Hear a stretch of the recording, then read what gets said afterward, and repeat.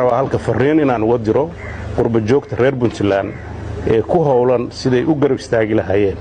waxaan u baahanahay garab istaagiin cid baa waxna taraysa gacmaha u laaban meeno labada gacnood isu ka saareen oo gurguuranayo xasan sheekh filla Soomaaliya ugu tag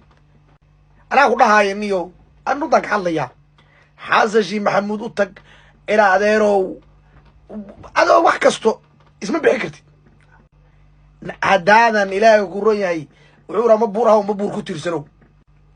xasan sheekh dad dhaqaale haystana waa ka dhashay dawladnimada Soomaaliya mandate-ki Soomaaliyana waa haystaa xasan inaad hoos tagto waa ku qasbanta dhagahaaga fur ina gubeed yahow ina gubeed ku dhalay ee foosha xun horta dhaga weynow qalbada ku taagan ciil qof qaba baa maanta ku wiirsada ciidamada Puntland cadowga la dagaalamayaan cadowga jabay adeer ninkii xiniya leh ama ninkii fiyow adeer waa ku faara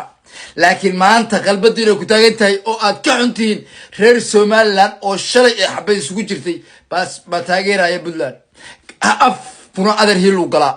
laakiin idinka waxa ka muuqata dhaga weynow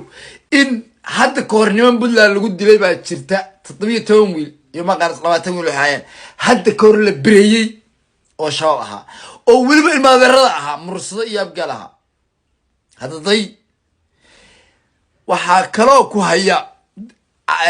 dawladda dhaafi weyday wardhiigley ee xasan sheekh adeer dawlad Soomaaliyeed maaha uma Soomaaliyeed uma taliso lacagna hadaa haysatid shalay gabar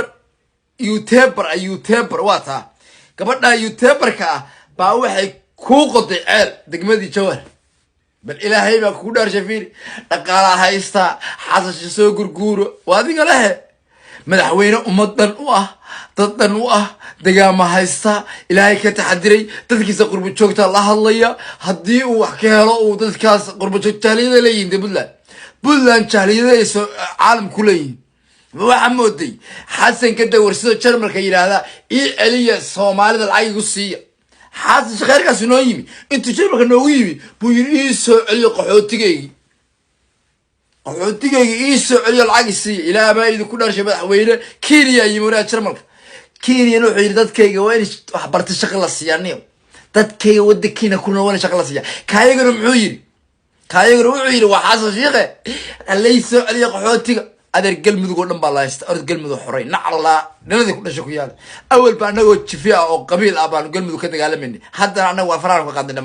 nimanka loo calhay kara ma nacla aabaha iyo gubad ku dhalay ku yaal ina gubad ku dhalay orod hooyada xoray Jawhar bay joogtaa iyo Shabeellada dhexe orod hooyada xoray inta Puntland ka hadlaysid oo qadiyad xun iyo cudud xun ku hayso